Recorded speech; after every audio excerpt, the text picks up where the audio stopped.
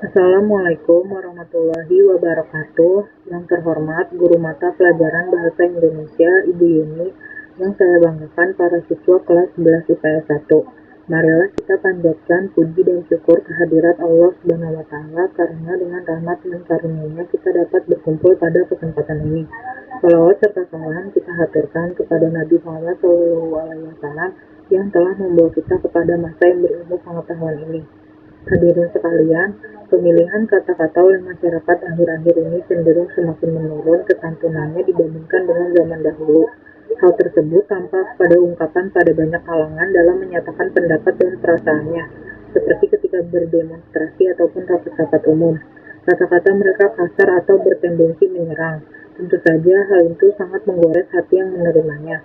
Gejala yang sama terlihat pula pada penggunaan bahasa oleh para politisi kita, misalnya ketika melontarkan kritik terhadap kebijakan pemerintah. Tanggapan-tanggapan mereka terdengar pedas, vulgar, dan beberapa di antaranya cenderung provokatif. Padahal sebelumnya, pada zaman pemerintahan Orde Baru, pemakaian bahasa dibingkai secara santun lewat pemilihan kata yang dihaluskan maknanya atau eufemistik. Kita pun tentu gelisah. Kita sering menyaksikan kebiasaan berbahasa anak-anak dan para remaja yang kasar dengan dibumbui sebutan-sebutan antar sesama yang sangat miris untuk didengar. Fenomena tersebut menunjukkan adanya penurunan standar moral, agama, dan tata nilai yang berlaku dalam masyarakat. Berkaitan pula dengan rendahnya penghayatan masyarakat terhadap budayanya, sebab kesantunan berbahasa itu tidak hanya berkaitan dengan ketepatan dalam pemilikan kata ataupun kalimat. Kesantunan itu berkaitan pula dengan adat pergaulan yang berlaku dalam masyarakat itu. Penyebab utamanya adalah perkembangan masyarakat yang sudah tidak menghiraukan perubahan nilai-nilai kesantunan dan tata krama dalam suatu masyarakat. Misalnya, kesantunan tata krama yang berlaku pada zaman kerajaan yang berbeda dengan yang berlangsung pada zaman kemerdekaan dan pada masa kini. Kesantunan juga berkaitan dengan tempat. Nilai-nilai kesantunan di kantor berbeda dengan di pasar, di terminal, dan di rumah. Pergaulan global dan pertukaran informasi juga membawa pengaruh pada pergeseran budaya, khususnya berkaitan dengan nilai-nilai kesantunan itu.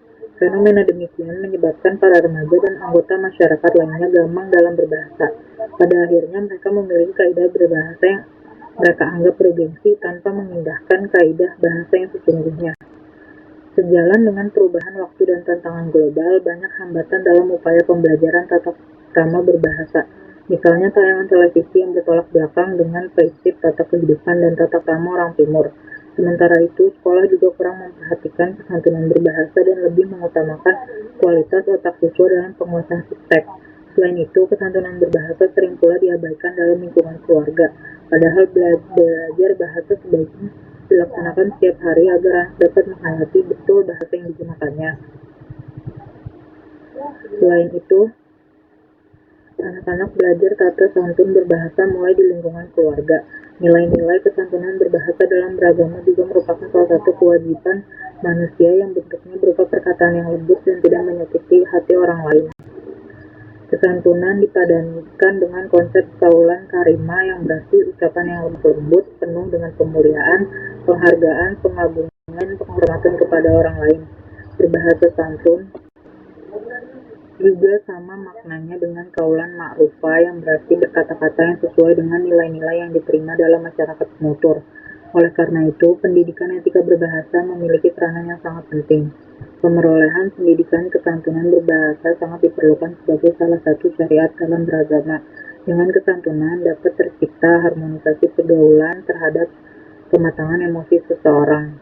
Semakin intens kesantunan berbahasa itu dapat ditanamkan, kematangan emosi itu akan semakin baik. Aktivitas berbahasa dengan emosi berkaitan erat. Kemarahan, kesenangan, kesedihan, dan sebagainya tercermin dalam kesantunan dan ketidaksantunan itu. Maka dari itu, berbahasa santun seharusnya sudah menjadi suatu tradisi yang dimiliki oleh setiap orang sejak kecil. Anak perlu dibina dan dididik berbahasa santun. Apabila dibiarkan, tidak mustahil rasa kesantunan itu akan hilang, sehingga anak itu kemudian menjadi orang yang arogan, kasar, dan kering dari nilai-nilai etika dan agama. Tentu saja kondisi itu tidak diharapkan oleh orang tua dan masyarakat manapun. Sekian ceramah dari saya, kurang lebihnya mohon maaf. Wassalamualaikum warahmatullahi wabarakatuh.